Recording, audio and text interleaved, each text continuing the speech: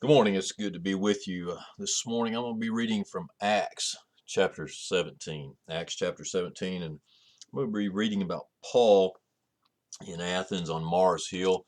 A lot said about this, but it's the way he says it, what he says, how he relates to people that I think we need to learn from, that we need to learn how to go and talk to people about Jesus Christ. And I keep talking about this, that we need to be personal evangelists. We need to go out. We need to talk to those that are around us, those we encounter, to present that message. But there is nothing in the Bible or no example we've got from Jesus or any of these apostles that we're supposed to be mean about this, that we're supposed to go out there and slam people over the head. Been in church all my life, and I've been slammed over the head. I've seen other people slammed over the head by people that would go out and they've got this condescending attitude and looking at people, and we call it looking down their nose at them. And you're there, I'm up here. If you ever want to be right, you got to do this, and that's not what we ought to be doing. That's not how we ought to be doing it. That's not the way that the Bible gives us this message. I mean, we can be very direct, we can be very poignant about what we say and give the facts, but we don't have to be mean in that respect either. And so this is a great example. I'm going to start in verse 22. I got a lot of reading here. I'm going to read down through 31 because I think it's so great. So then Paul stood in the midst of Mars Hill and said, "Ye men of Athens, I perceive that ye are in all things ye are too superstitious. For as I passed by and beheld your devotions, I found an altar unto the inscription to the unknown God, whom therefore ye ignorantly worship, until him I declare unto you, God that made the world and all things therein, seeing that he is Lord of heaven and earth, dwelleth not in temples made with hands, neither is worshipped with men's hands, as though he needed anything, seeing he giveth to all life and breath and all things, and hath made of one blood all nations of men, for to dwell on the face of the earth, and hath determined the times before appointed, and the bounds of their habitation, that they should seek the Lord, if haply they might feel after him, and find him, though he be not far from every one of us. For in him we live and move and have our being, as certain also of your own poets have said, for we are also his offspring. For as much then as we are the offspring of God, we ought not to think that the Godhead is like unto gold or silver or stone, graven by art and man's devices. In the times of this ignorance God winked at, but now commandeth all men everywhere to repent, because he hath appointed a day in which he will judge the world in righteousness by that man whom he hath ordained, whereof he hath given assurance unto all men, in that he hath raised him from the dead." Okay, Paul is waiting for the rest of them to get there. He goes out walking. He starts looking around. He starts trying to find some way to relate to the people, because that's what he wants to do. He wants to relate to them, and so he's looking at all these gods that they've got statues of down this way, and they want to make sure that they paid homage to every single one of them. They didn't want to miss any one of them, so what they done is they had one, and they had an inscription to the unknown God, just so that in case they missed something, that they would be okay, that they would not make any god in their mind mad. And so Paul's going out through there now. There's a lot of ways he could have done it. He could have stepped up and go, you're all a bunch of idiots. You're worshiping all these gods, and not a one of them is really God, and you're all stupid. And I've heard people say stuff like this. Again, it's awful, and I'm thinking, you're not going to win anyone to Christ, but they are proud of themselves because they made someone mad. Yeah, I really got them, I told them off, I did. That's not what it is, and that's not what Paul does. And even sometimes we may read this and we think, well, man, he was being harsh, but he wasn't really. He stood up, and what he basically said is this: man, you guys are some religious people. I want to commend you, that you really are. Because he said, I can see that you're too superstitious. You've got all this stuff, you're really trying. You've made a great effort here, but, and he said, I found this inscription to this unknown God. He said, whom therefore ye ignorantly worship. He said, without knowledge. That's what ignorance is. He said, you without knowledge, you are worshiping. And he said, I'm here to tell you who he is. So he didn't say, all these other gods are a bunch of hooey. He didn't cut them down. he tells them, man, you're very superstitious and you're so bound and determined to make sure everything's right that you made this inscription to the unknown God. And he said, I saw that. And he said, it just made me want to tell you something. I know who he is. And that's what we need to take to the world. We know who he is. We know who God is. We need to let you know, it's not somewhere out there, right here. Let me tell you who Jesus is. He's God. He died on the cross. Bring it to them. And you don't have to cut them down. You don't have to tell them what they've done wrong. They know what they've done. Your responsibility is to get them saved. Once they get saved, then you start teaching them. And when they want to learn, they'll come to you. What about this? What about this? And that's when you start turning the tables and start teaching them how to live. And let them come in that direction to learn. People, they don't know how to live as a Christian until they become one. As a child of God, they've got to become one first, and that's what our responsibility is to take it to them, and then after that to teach them and show them by example, by word, get in here and let them know that. So anyway, Paul does this, and I really love this about Paul because he's a just favorite character of mine in the Bible, and man, I say character, but he's a real person, and I love the way he does this, and he had enough intelligence to relate the facts to them, but he had enough compassion to relate it in a way that they could understand. We've got to take both. It's not enough to just have a head knowledge and say, hey, I'm going to come in here and I'm going to just tell them the facts. I'm going to quote the Bible to them, That's not what he did. He told them something, and then he told them, I know who this is. You've ignorantly, without knowledge, without anything knowing, you've got this God. But he said, now I can tell you, I can enlighten you, I can educate you, I can help you along. And he goes on to say, God that made the world. See, he starts in God that made the world. And he didn't say, there's only one God, and if you're worshiping him, no, he didn't do this. And I want to just keep emphasizing that what he did not do, as well as what he did. He didn't cut them down. He didn't hurt them, but he starts educating them and telling them what he wants to tell them. He says, God who made the world. John talked about this. That all was made by him and nothing was made that was made without him. And he was talking about Jesus Christ. And so Paul is using this and letting them know that this God is the one that made the world. He wants them to understand that. Now, in their mind, it would have been a God, as he was speaking, and I'm sure they were listening to it and just thinking, okay, here's another one, we need to add to this. But Paul's going to bring this around that there's just one. But he said, the God who made the world, God that made the world in all things, seeing that he is Lord of heaven and earth, he doesn't dwell in temples made with hands. He's elevating this. All these other things, they've got temples and everything that they've made to these gods so that they can pay homage to them. But now he's throwing something on them. He said, this unknown God that you're talking about, that you didn't know who it is, that's God that made the world. And he's not living in a temple that you made with your hands. So he's already putting this, this is God. This is not just someone. This is God. And he's not in these temples made with hands. So he's differentiating him right away from everything. And that's what we've got to do with Jesus. We've got to differentiate him from everything. We can't go and act like the world and be the world and then everyone go, well, yeah, that's what I want. I want that. No, Jesus is different. We are different. We're supposed to be different from the world. We're not supposed to be the same. This idea that, if we'll be like the world, then we can get them in here and we can tell them, that's never worked. That's not what was done. Jesus didn't do that. Paul didn't do that. None of the apostles did that. None of these people that brought all these things did that. They differentiated. They were different, and they wanted everybody to know that. They wanted to understand we are different. And here's how. And so Paul's letting them know that. He said, neither is worshipped with men's hands, as though he needed anything, seeing he giveth to all life and breath and all things. He doesn't need a statue. He doesn't need a monument over here, something that looks like him. They had these all erected and what they would look like and everything. He said, he's not worshipped in a temple made with hands. He doesn't need us to make something with our hands.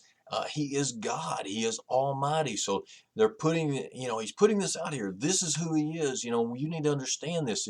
He's not the rest of these. And that's what he's saying without saying it, but he's saying it in a way that he can keep them in there, that they'll listen to him. And I just thank God for it, because he's got me in there. I'm like, wow, that's really good stuff. I want to listen to Paul and what he's got to say. When you bring the message of Jesus Christ, you got to tell them what it is.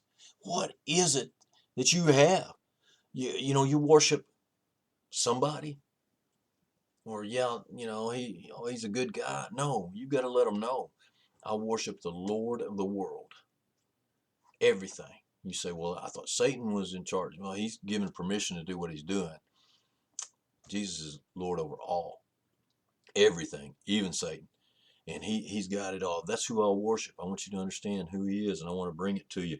He said, and hath made of one blood all nations of men. Now again, Paul is uniting. And we hear a lot about that. We don't want division, we want uniting. Well, that's what Paul is doing. He's creating a division of these gods versus the God, these things they've made versus the true and living God. But then he's going and saying, look, we're all of one blood, all nations. This is what God did. He created everybody.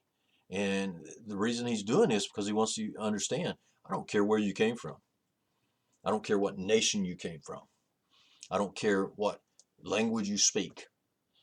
I'm letting you know this God is God of all. God of all, the entire world, all nations.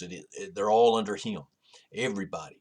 We look around and we create these divisions among ourselves. Well, they're over there. They do that for a living, or they do this, or that's their skin color, or their religion, their church, their denomination. We create divisions all the time amongst ourselves, sometimes among families or whatever it is. We try to do that, I think, a lot of times, and we succeed so much of the time by hurting people and pushing them down. And that's why we're doing it. We want to create someone that's less than ourselves so that we can elevate ourselves. And Paul's going to say, no, you don't do that. And the entire Bible talks about that. You don't do that. You elevate Jesus Christ. You put him at number one, and then these others fall into place, and you'll have it right. You'll put yourself in that place. You're not up here number one. Your kids are not up here number one. Your spouse is not up here number one. It's Jesus. And if we do that, then we'll have it all together. So he's telling all nations for to dwell on the face of the earth, and hath determined the times before appointed and the bounds of their habitation. He created everything, is what he's saying. Every single person is here. Every single person from anywhere and nation, and doesn't matter what continent, you are created by God. And he created the boundaries of where you live. He placed all this in there. He made it all. He did it all. And it's all about him and not about me. And you understand this too. Paul he's not one time said, look, I am his emissary, and I just want you to understand, that who I am. He doesn't do that. He's talking about Jesus. When we talk to people about Jesus, it's about him, not about us. It's not about us being able to put the name in our Bible and say, oh, I led that one to the Lord. That's like putting notches on your gun belt or something. No, this is all about him. He said he made all these nations. I'm taking it to you. And look, there were people traveling at that time too, and I'm sure they were there from places that were bringing goods in, and they were listening to this. They're going to take that back with them. Uh, Planting seed, planting seed, planting seed. That's what it's all about. We've got to get it out there when we can. That they should seek the Lord, if haply they might feel after him, and find him. Jesus talked about this. Said there's going to be few that find that way. It's narrow, and there's few that's going to find it. But look, we need to keep on, keep on. He said that we'll find him. But he says this. He said, even though he's not very far from any of us, he be not far from every one of us. He said he can be found. That's what he's saying. He said if they'll find him, but he said he's not very far. I can tell you, he's close. You got to do this, and you can look and you can find him. Well, thank God for that. Amen. He said he moves on too as this because he's going to continue this differentiation between these statues, these things that are made, and the true living God, because he says even your poets said it. Now he's sucking them in. He's sucking them in even more, re-engaging with them. He said, I'm telling you this, but even your own have said this, that we be God's offspring. We're offspring of Him. We're His creation, and so he continues on. He said, in being that, he said in verse 29 that we are offspring of God. We ought not to think that the Godhead is like unto gold or silver. In other words, you cannot quantify, you cannot make anything, because He is a God that created us, and He made everything, and we're His, and by doing that He has done all this, and we can't make Him gold and silver. We can't do this. You can't. He owns the gold and silver. He has the planets. He has everything. That's what He keeps on going on with this and telling them. There's another reason. And so he's said all these things. He said, I know who this unknown God is, so I can tell you, I can help you out today. He said he's the one that made everything. He's the one that created it all. Everything that you know, He made the world that we know. He said, so He can't be in temples. He said He can't be worshiped by making something because of this, because He made the world, so you can't make anything for Him. He made all people and all nations of one blood, so they're all related. He created them, and so by doing that and knowing that we are His creation, that we can't make Him with silver, with gold, and all this other stuff. No matter how precious you think it is, yeah, it's not God. And so He's bringing this too. And He said, then He goes on to this in verse 30. And He said, because of all this stuff that I just told you, who God is, this unknown God that you didn't know until just a few seconds who He was, He said, and the times of this ignorance, God winked at. You didn't know before. You didn't know, so God winked at it. In other words, He said, okay, you don't know yet. But look, I'm telling you right now, if you're listening to this right now, you're watching, whatever you're doing, you know now. You can say, well, I didn't know before. Well, you do now. You know that Jesus Christ is the one that created everything. You know that. And you're getting ready to know some more stuff. He said, but now commandeth all men everywhere to repent. To repent. What does that mean? That means to not just be sorry you got caught, but sorry you have done that. To have that repentance in your heart is to come to God and go, I've sinned against you. I have hurt you. I've done wrong to you. That's what repenting is. It's coming and saying, I know I did something wrong here. And I'm so sorry, and I just want to repent of that, and I want to never do that again. That's repentance. It's not just coming and going, hey, God, would you clean my slate so I could go and do this again? Because I've really piled this thing up. It's not like in the Christmas Carol where guy comes back and he's talking to Scrooge and he tells him, this chain is what you built up. That's not what this is about. It's not going and saying, hey, could you knock a couple of links off my chain? It's getting a little heavy. No, this is going to Jesus and saying, hey, I've got that sin nature and I don't want to have that anymore. I want to get rid of that. And I don't want to be there again. I want to be yours. I want to follow after you. That's what repentance is. And He's saying that's what it is. And in verse 31, he says, because He hath appointed a day. He's appointed a day. There is a day coming. Sometimes you may hear that, well, there's a day coming, and you may have heard that in church. You may have heard say something said about it. And He said, in which He will judge the world in righteousness. Over in Hebrews it said it's appointed unto men once to die, and then the judgment. There is a judgment coming if you are a saved person. The Bible talks about the bema seat, judgment seat of Jesus Christ, where we're going to be judged for what we've done in our bodies, both good and bad. So, Christian, you think you're done? You don't have a judgment? That you're absolutely wrong. The Bible says this. He's saying this right now. There will come a day. And we can look at this, and so many times, we see people that get by with stuff, and we'll say their day is coming. Their day is coming. And that's the truth. We hear songs that are written about that because they see other people, but they know this is coming. And honestly, your worst enemy is not someone that you want to be in the wrong judgment, because the Bema seat is for Christians, but the great white throne of judgment is for those that do not accept Christ. There is no hope for them. Uh, it's done. Their eyes closed in death, and with the rejection of Jesus Christ, that means not accepting Him, and they are bound for hell, which can be cast in the lake of fire with Satan and all those angels that followed him, and all those that had rejected Jesus Christ, did not accept Him. That's not what I want for you. That's not what any child of God should want for anybody else. Now, we shouldn't be going around telling people, well, you just go to hell, because we shouldn't be doing that. We don't want them to do that. That's not our desire. As a child of God, you shouldn't desire that. Hey, maybe somebody treated you wrong. I understand that. I understand that. I've been treated wrong, but still, you should not want that for them. You should want them to accept Jesus Christ. He said, in righteousness, they shall be judged by that man whom He hath ordained. Now, he's letting them know who Jesus is, that man He ordained, whereof He hath given assurance unto all men. I'm telling you right now, getting saved is not insurance. It's not fire insurance. And I've heard people say that, well, I got my fire insurance, so I don't burn in hell. That's not what it is. It's life assurance. It's assurance with an A, that we are assured that we have a home in heaven. We are assured that we have eternal life, that we're not going to have that eternal death that we talk about, that an eternal death is just that.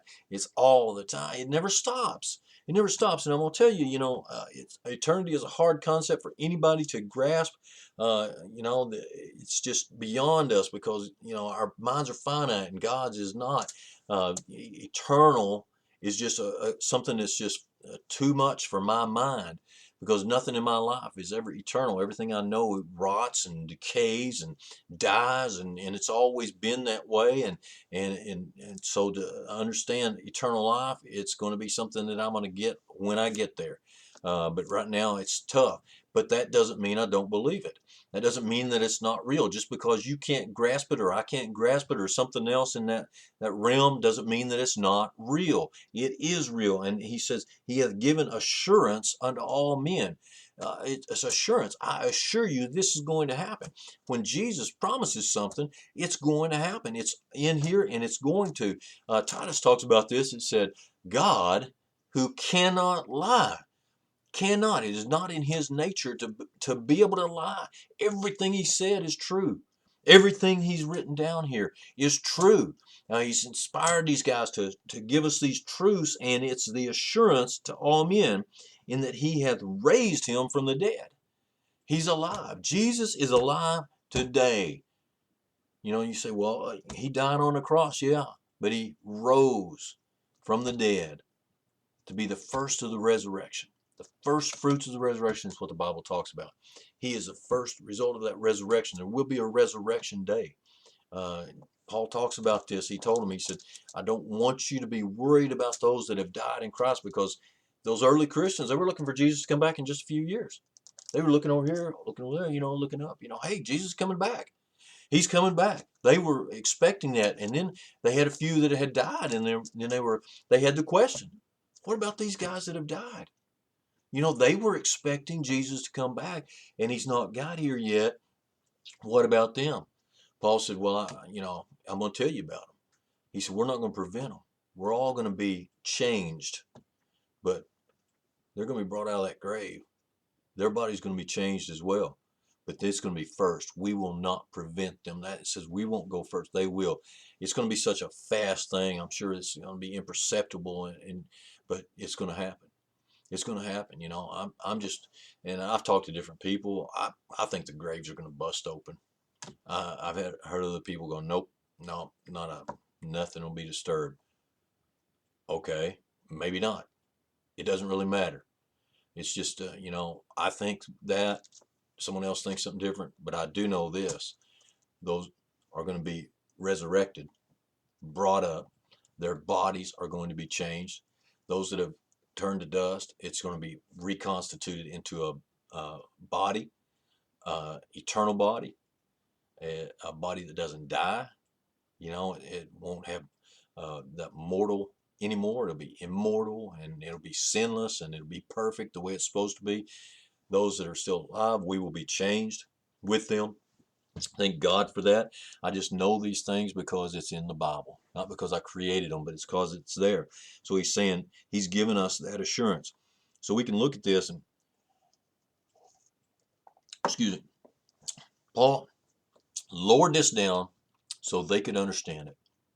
He gave it to them in a way that was not condescending, but uplifting and factual about God and bringing all this. And then he brought it back down to them who it is, this one who was raised from the dead.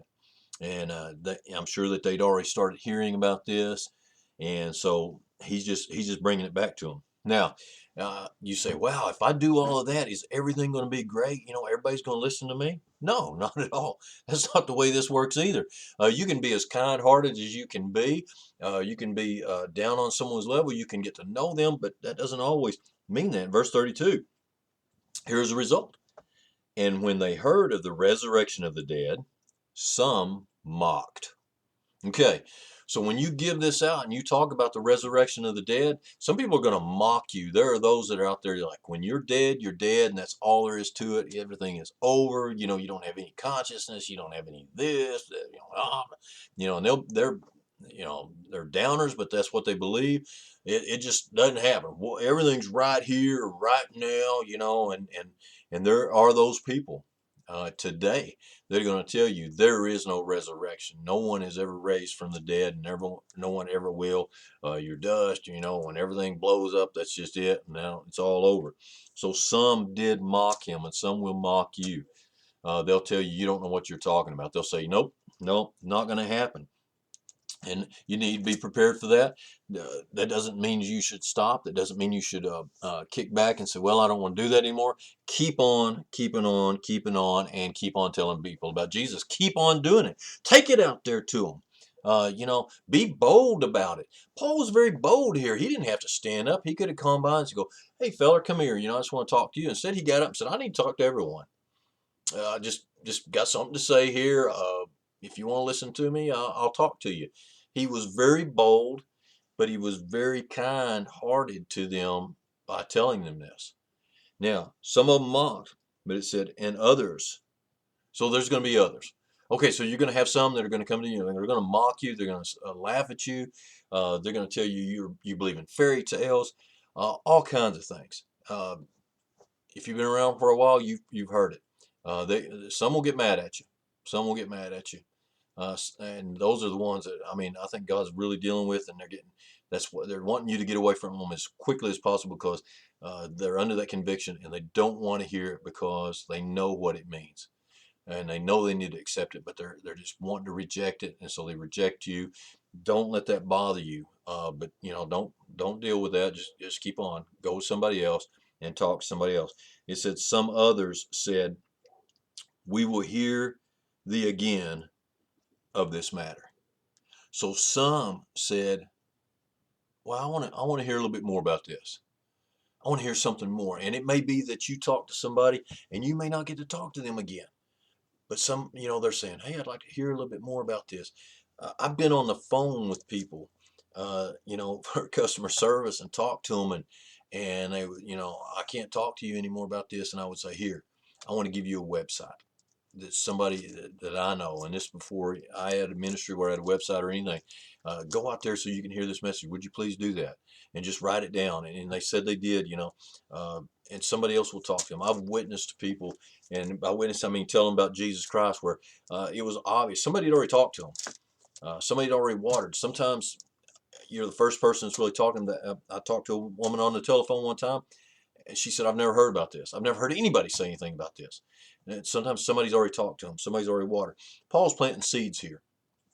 All these people, want to hear it again. Maybe they didn't hear Paul, but somebody else came in and talked to them. Don't be shy about this. Take it out to them. Let them know. And if they don't accept Christ right in front of you, that's okay. Because maybe somebody else will come in and they'll tell them something else because they want to hear about it. Continue to take it. Now that's what this ministry here is. Word is alive. We want to continue to take the gospel to everybody. We're doing it through media of all kinds, audio and YouTube and Facebook and everything. Please help us to do that. We're supported by you. We continue to need that. Your prayers, your financial support. This does cost money, and if you get saved, we want to hear about it. Put it on our Facebook page. Go to our website. Let us know about that, because we want to hear about your life in Christ, or if God touched you in some way. And get out there and tell somebody about Jesus. My name is Charles Morgan with Word is Alive Ministries. Thank you for allowing me to be with you.